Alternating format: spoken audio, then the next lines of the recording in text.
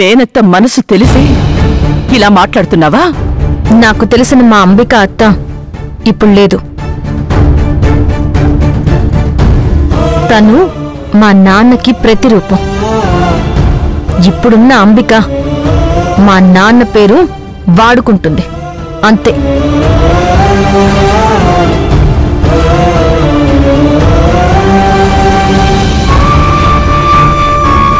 అర్థమైంది అంబిక.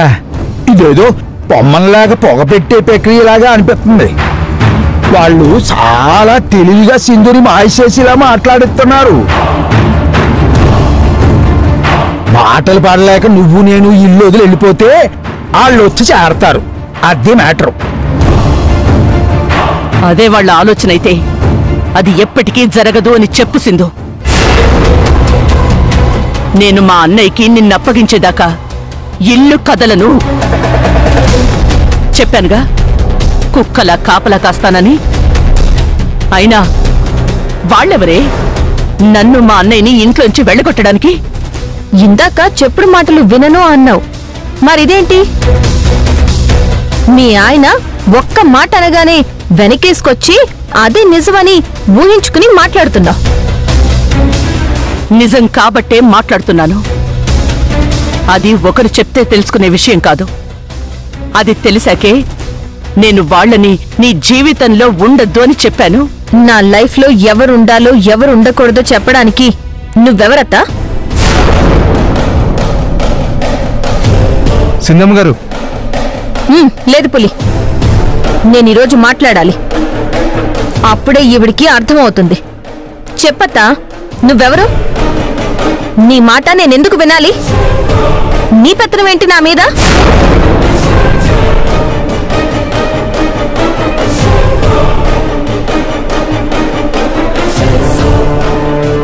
పెద్దరికానికి ప్రేమకి తేడా తెలియనంతగా మార్చేశారే నిన్ను. అదే నా బాధ. నన్నెవరూ మార్చలేదు, నిన్నే మీ ఆయన తప్పుడు సాక్ష్యాలతో మార్చేశాడు. చూడు, నేనెప్పుడూ అతని మాట వినలేదు, వినను. నేను కళ్ళతో చూసిందే నేను నమ్మాను. అయినా నా ముందే నా అన్నని ఎన్ని మాటలన్నారో తెలుసా నీకు? అన్నది వాళ్లే అయినా అనడానికి మాత్రం కారణం నువ్వే అయ్యుంటావు. భాగ్యం ఒక్కతే మా నాన్నని అనగలదు, నువ్వే తిక్కలో ఏదో అనుంటావు.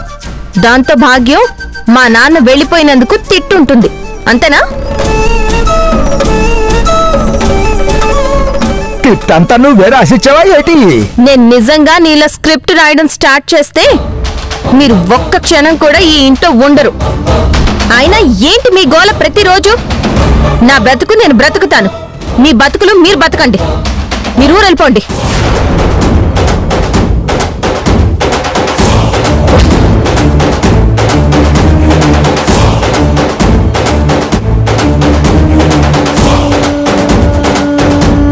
అయ్య బాబోయ్, ఇదేదో పొమ్మని లేక పొగబెట్టే ప్రక్రియ అనుకున్నాను అంబిక.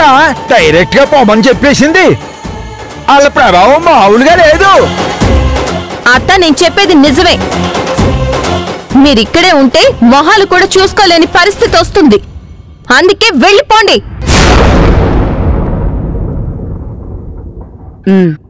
అలాగే. తాడో పేడో తేల్చుకోకుండా మాత్రం కదలను. నా కొడుకుని బ్రతికున్న శవాన్ని చేశారు, అయినా ఊరుకున్నాను. నీ విషయంలో మాత్రం నేను ఓడిపోను. వాళ్ళు స్వార్థపరులని నిరూపించాకే వెళ్తాను.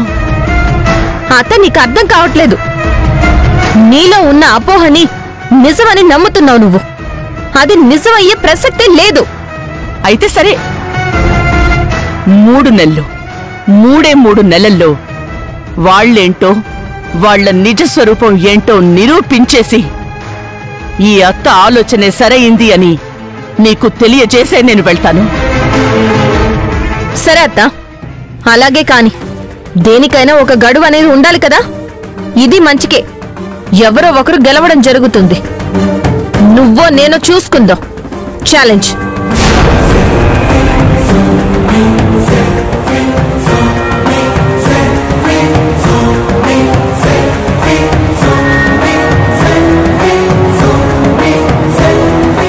మూడు నెలలు తక్కువేమో అంబిక. ఈ 3 నెలల్లో అన్నయ్య ఎక్కడున్నా తీసుకురావాలి. అప్పుడే వాళ్ళేంటో సింధుకు అర్థం అవుతుంది. అంటే బావొచ్చి మాత్రం ఏం చేస్తాడు అని. అన్నయ్య వెళ్ళిపోవడానికి చంద్ర వాళ్లే కారణమని నా అనుమానం. అయ్యుండొచ్చు అంబిక. అందుకే అన్నయ్య జాడ తెలియాలి. గ్రహచారం కూడా బాగోలేదు. రేపొకసారి జ్యోతిష్కుణ్ణి రమ్మని చెప్పు. అలాగే.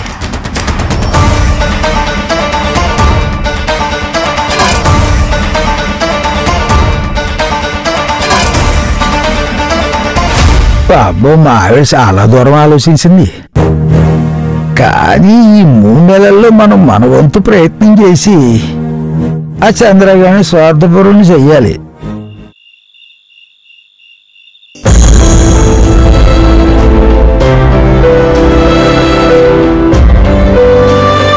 నువ్వు మౌనంగా ఉన్నా నాకు నీ మనసు పడే బాధ తెలుస్తోంది యష్. సింధును కలవలేకపోతున్నందుకు ఫీల్ అవుతున్నావని అర్థం అవుతోంది యష్. నాకు నేను చాలా రకాలుగా నచ్చ చెప్పుకున్నాను బ్రో. సింధువుని కలవడం అంటూ జరిగితే నేను గెలిచాకే అని. కానీ ఎన్ని రకాలుగా ప్రయత్నించినా నా మనసుని మాత్రం కంట్రోల్లో పెట్టుకోలేకపోతున్నాను. ఆకాశం చూస్తే తెలుస్తుంది శశాంక్. ఆ తారలు తెగిపడినప్పుడు చూసి ఏమైనా కోరుకుంటే అది జరుగుతుంది అంటారు. ఇప్పుడు సింధు నాకు అంత దూరంగా ఉంది శశాంక్. కనబడ్డా కూడా చేరుకోలేని పరిస్థితి. అది నాకు తెలుస్తుంది, కానీ నా మనసు మాత్రం సింధు సింధు అని పరితపిస్తూనే ఉంది. నిజమైన ప్రేమంటే అదే యష్. మనుషులు దూరంగా ఉన్నా మనసులు కలిసే ఉంటాయి. నేను పంతం కోసం సింధుకి దూరంగా ఉంటున్నాను, కానీ లోపల నరకం చూస్తున్నాను శశాంక్. అందరూ పెళ్లికి పెద్దల ఆశీర్వాదం కావాలి అంటుంటే చాలా లైట్ తీసుకునేవాణ్ణి. ఒక అమ్మాయి అబ్బాయి ప్రేమలో పడితే పెద్దల ఆశీర్వాదం ఏంటి మధ్యలో అనుకునేవాణ్ణి. ఆ జంట ఉండే పద్ధతిని బట్టి వాళ్ళు హ్యాపీగా ఉంటారా లేదా అనేది తెలుస్తుంది, కానీ ఆశీర్వాదాలు సాంప్రదాయాలు ఏం చేస్తాయిలే అని తీసి పారేసేవాణ్ణి. కానీ ఇప్పుడు అర్థమవుతుంది. నేను సింధు మెడలో తాళి కట్టినప్పుడు పెద్దలు లేరు, వేదమంత్రాలు లేవు, ఆశీర్వాదాలు లేవు, మంగళ వాయిద్యాలు లేవు. అసలు పెళ్లి జరిగిందన్న ఫీలే లేదు. ఇంకా పెళ్లి జంట ఎలా కలిసి ఉంటారు, ఎలా ప్రశాంతంగా ఉంటారు? నిజంగా నేను తప్పు చేశాను శశాంక్. నీ తప్పేం లేదు యష్, తొందరపడతాను అంతే. సింధు నీతో ఉండాలంటే ఎలా ఉండాలో ఆంక్షలు పెట్టావు గాని సింధు మీద ప్రేమైతే ఎప్పుడు ఉంది కదా. నీకు విషయం తెలుసా శశాంక్? సింధుకి మళ్ళీ అందరి ముందు మా పెళ్లి జరగాలని ఎంత ఆశ ఉండేదో. అన్నీ సవ్యంగా జరుగుంటే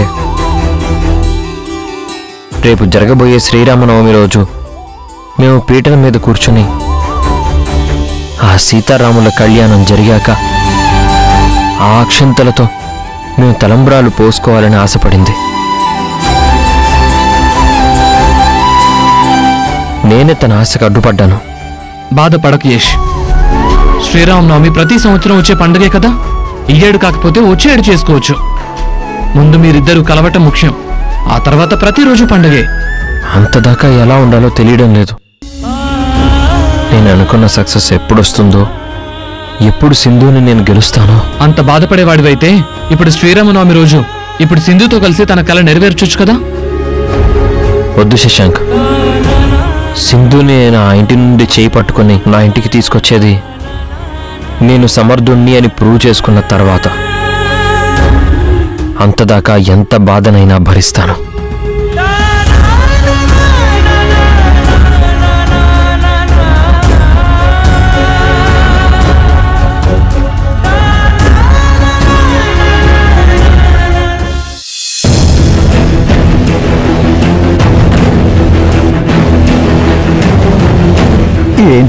ఎంతసేపు అయింది వచ్చి?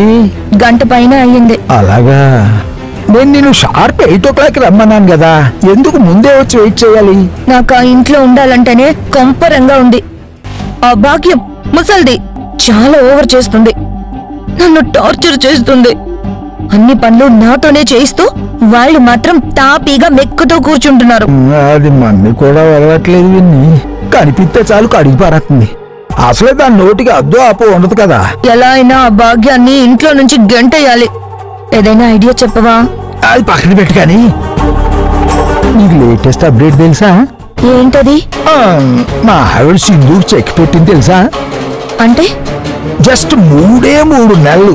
ఏంటి 3 నెలల్లో యశ్ చేతగాని వాడు ఆడి కుటుంబం ఎందుకు పనికిరాందని నిరూపిస్తానని సింధుతో ఛాలెంజ్ చేసింది. ఒకవేళ నిరూపించలేకపోతే తట్టా బుట్టా సర్దుకుని తిరిగి ఊరు వెళ్ళిపోతాను అంది. అమ్మో, అలాగా? నువ్వేం కంగారు పడకు విన్ని, నేనున్నాను కదా అగ్నికి ఆజ్యం పోయడానికి. 3 నెలలు కాదు, సందు దొరికితే నెల తిరక్కముందే ఆ యశ్ నుండి సింధుని పూర్తిగా ఎడగొట్టేస్తాను. ఇది జరుగుతుందంటావా? ఇది జరగాలంటే నీ సపోర్ట్ కూడా కావాలి మరి.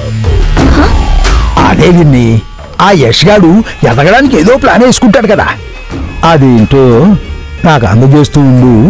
అది జరగకుండా నేను చూసుకుంటూ ఉంటాను. మరి నా పరిస్థితి ఏంటి? నేనెన్ని రోజులని వాళ్ళ మధ్య నలిగిపోవాలి? ఓ పని చెయ్యి, వాళ్ళందరినీ ఇంట్లోంచి గెంటి అవతల బారి. వాళ్ళ ఎన్నన్నా పట్టించుకోరు. పైగా ఆ శశాంక్ సపోర్ట్ ఒకటి, వాడు అమ్మా నాన్న అంటూ సొంత తల్లిదండ్రుల్లా ఫీల్ అయిపోతున్నాడు. వాడికి తోడు ఆ ముసల్ది నన్ను రాచి రంపాన పెడుతున్నారు. ఓ పని చెయ్యి, చెప్పు. బేసిక్ గా ఆ చంద్రదాములు చాలా మంచోళ్ళు. అయితే మంచోళ్ళు ఎప్పుడు మాట పడరు. మనలాంటి వాళ్ళం అనుకో సిగ్గు శరం లేకుండా పడు ఉంటాం. కాబట్టి మాటలతో వాళ్ళని రెచ్చగొట్టు.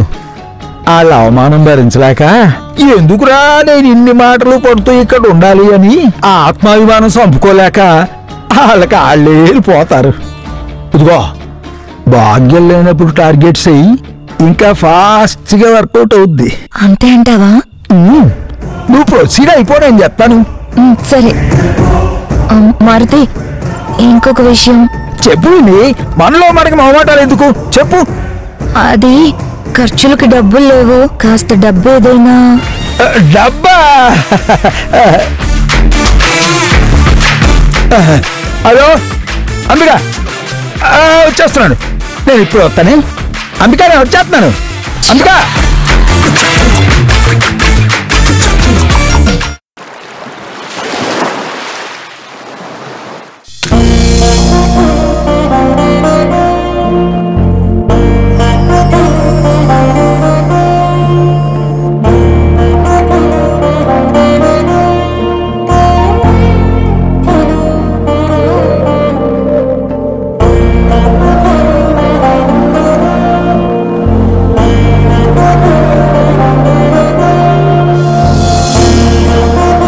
స్వామి, రేపటితో నా వ్రతం పూర్తి కాబోతోంది. వ్రతఫలం దక్కాలన్నా, నేను సంతోషంగా ఉండాలన్నా, నేను అనుకున్నట్టుగా రేపు శ్రీరామనవమి నాడు ఆ సీతారాముల సాక్షిగా నా భర్త నా మెడలో 3 ముళ్ళు వెయ్యాలి స్వామి. ఆ రోజు నా మెడలో తాళి పడేదాకా నాకే తెలియలేదు. కానీ ఈసారి యశ్ నా మెడలో తాళి కట్టడం సాంప్రదాయబద్ధంగా జరగాలి. నిజానికి అందరి సమక్షంలో జరగాలని నేను ఎంతగానో కోరుకున్నాను. కానీ ఎవరికి వారు దూరంగా ఉన్నాం. అయినా పర్వాలేదు. ఆ సీతారాముల కళ్యాణంలో పోసే తలంబ్రాలు మా పెళ్లికి అక్షింతలవ్వాలి. నీదే భారం. ఎలా అయినా యష్ని ఒప్పించాలి స్వామి.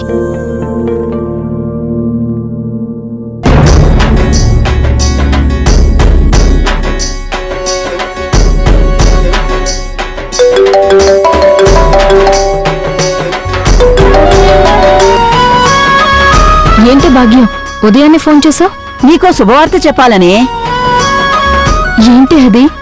కొంపదీసి నువ్వు మళ్ళీ పెళ్లి చేసుకుంటున్నావా ఏంటి? అవునే, నీ మొగుణ్ణి నా మొగుణ్ణి చేసుకుంటా, పర్లేదా? తద్దినం పెట్టేస్తా నా మొగుడు జోలికి వచ్చావంటే. అమ్మో పెట్టినా పెట్టేస్తుంది రాక్షసి. సర్లే గాని చెప్పు, విషయం ఏంటి? నీ మొగుడు నీతో మాట్లాడను చూడను అని మొండిగా ఉన్నాడా? అది విశేషమా? వాడు పైకి అలా ఉన్నా నిత్యం నీ ధ్యాసలోనే ఉంటున్నాడే. అది నాకు తెలిసిన విషయమే కాని విషయం ఏంటో చెప్పు. రాత్రి వాడు శశాంక్తో మాట్లాడుతుండగా విన్నానే. నువ్వీ శ్రీరామనవమికి వాడితో మళ్ళీ తాళి కట్టించుకుంటాను అన్నావంట కదా? అవును అన్నాను. అయితే దానికి యశ్ సిద్ధంగా ఉన్నాడా? అది జరగదని బాధపడుతున్నాడు గాని జరిగితే బావుండేదని తెగ ఆరాట పడిపోతున్నాడు. నిజమా? నేను ఇప్పుడే దేవుడికి మొక్కుకున్నాను అదే జరగాలని. అయితే ఇంకే వాణ్ణి కలిసి ఆ విషయం చెప్పి ఒప్పించేయి. నేను అడిగితే ఒప్పుకోడు భాగ్యం. అంబిక హత్యకిచ్చిన మాటే వాడికి ఎక్కువ. అది నిజమేలేవే. శశాంకుతో ఆ విషయం కూడా చెప్పాడు. మరెలాగా? నువ్వే ఒప్పించాలి భాగ్యం. నేనా? అవును, నువ్వు మాత్రమే చేయగలవు. వాడు నా మాట మాత్రం వింటాడా? జగమండేవాడు వాళ్ళ తాతలాగా. అవన్నీ నాకు తెలీదే భాగ్యం. ఎలా అయినా నువ్వు ఒప్పించాల్సిందే. ఇదెక్కడి గోలే? నువ్వే వాణ్ణి ఎలాగోలా ఒప్పిస్తావు అనుకుంటే నాకు తగిలించావేంటి? ఇదిగో, యశ్ రేపు గుడికి రావాల్సిందే. లేదంటే పచ్చి మంచినీళ్ళు కూడా తాగను. వ్రతం పూర్తవదు. నాకేంటి బెదిరింపులు? చెప్పు వాడికి. ఆకలితో చేస్తాను కాని వాడు రాకుండా నేను ఆ గుడిలో నుండి అడుగు కూడా కదలను. అదేదో నువ్వే చెప్పి ఏడవచ్చు కదా. ఏడ్చి ఏడ్చి నా కన్నీళ్లు ఇంకిపోయాయి భాగ్యం. వాడు నా మాట లెక్క చేయట్లేదు. ఎంత కష్టం వచ్చిందే నీకు. సరేలే, నేనే ప్రయత్నం చేస్తాను. ఇంకో విషయం, ఇది ఎవరికీ తెలియకూడదు. తెలిస్తే ఆపడానికి ప్రయత్నిస్తారు. ముఖ్యంగా ఆ మారుతిగాడు, ఓ అంబిక. ఇక్కడ మీ అత్తా వీళ్ళు పడనివ్వరే. నువ్వక్కడ తెలియకుండా చూసుకో. నేను ఇక్కడ సంగతి చూస్తాను. సరే ఉంటాను. నీ మీదే భారం వేశాను, తప్పుగా అనుకోకు. నాకు వేరే దారి లేదు. సారీ. సరిపోయింది. పెట్టవే ఫోను. నువ్వు నీ సారీను పెడా. సరే.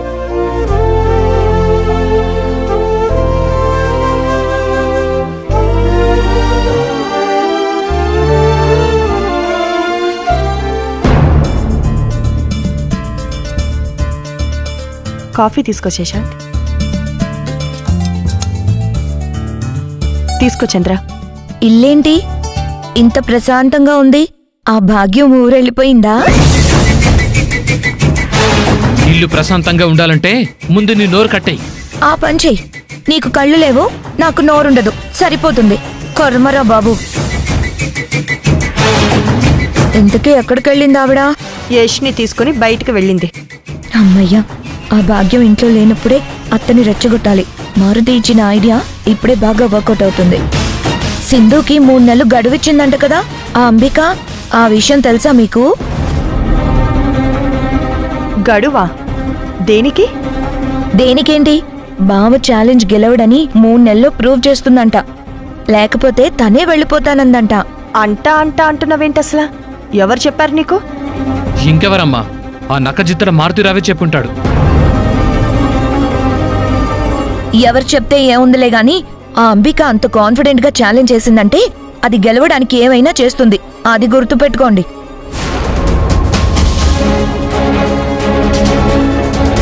ఇంకా నువ్వు ఆ మారుతిరావుతో మాట్లాడుతూనే ఉన్నావా? సిగ్గు లేదా నీకు?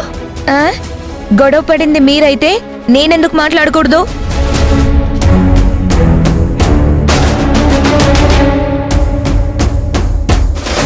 అంటే నువ్వు వేరు మేము వేరేనా? వేరు చేసింది మీరేగా, అందుకేగా నాకిచ్చి పెళ్లి చేసి నన్ను మోసం చేశావు. మోసం చేసింది నువ్వు విన్ని. అమ్మ నీకు న్యాయమే చేసింది. ఇది న్యాయమా? ఇలా ఒక పాడుబడ్డ ఇంట్లో ఉండడం, పూటకోసారి లెక్కేసుకుని తినడం, ఇదేనా న్యాయం? నేను అడిగాను, నువ్వు ఒప్పుకున్నావు, అంతే. అది మోసమేలా అవుతుంది? నువ్వు చేసింది తప్పు కాదు, ఎదుటి వాళ్ళు చేసినవన్నీ నేరాలు, ఘోరాలు. విని, ఇప్పుడు ఈ గొడవ అవసరమా? ఇది మీకు గొడవలా ఉందా?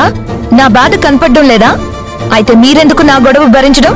మూటా ముళ్ళ సర్దుకొని వేరే ప్లేస్ వెతుక్కోండి. వెళ్ళండి. విన్ని, ఎవరితో ఎలా మాట్లాడాలో తెలుసుకో. అది తెలుసుకోవాల్సింది మీరు. ఇప్పుడు ఇది నా ఇల్లు, మీ ఇల్లు కాదు. నేనెవరికి రెస్పెక్ట్ ఇవ్వాల్సిన పని లేదు. ఉంటే ఉండండి, లేదంటే పోండి.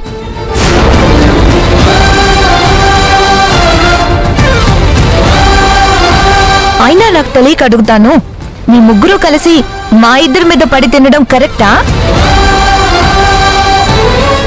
ఇదే నా న్యాయం? పైగా ఎన్ని మాటలన్నా పడి ఇక్కడే చేస్తున్నారు తప్ప వెళ్ళాలన్న ఆలోచనే రావట్లేదు. విని శశాంక్,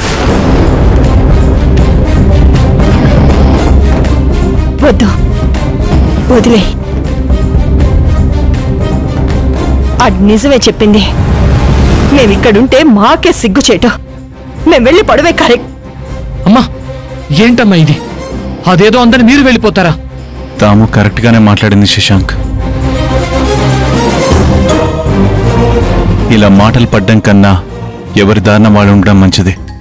చాలా సంతోషం. తాము యష్ రాగానే మనం బయలుదేరి వెళ్ళిపోదాం. సరే నాన్న, మీ ఇష్టం. కానీ నేను చెప్పేది విని అప్పుడు మీ నిర్ణయం తీసుకోండి.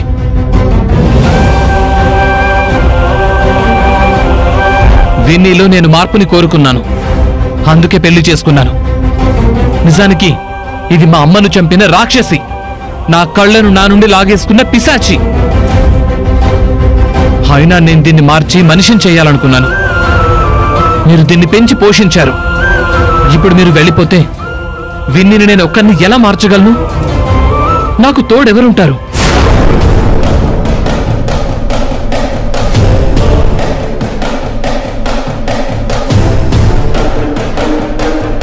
చెప్పు భాగ్యం, కాయపండ ఒప్పుకున్నాడు. మరింకేంటి? సూపర్ భాగ్యం నువ్వు. సింధు యశుల మధ్య ఏ సమస్యలు తలెత్తకుండా నువ్వే చూసుకోవాలి. వాళ్ళని విడదీసి ఏ శక్తి లేకుండా చేయి స్వామి.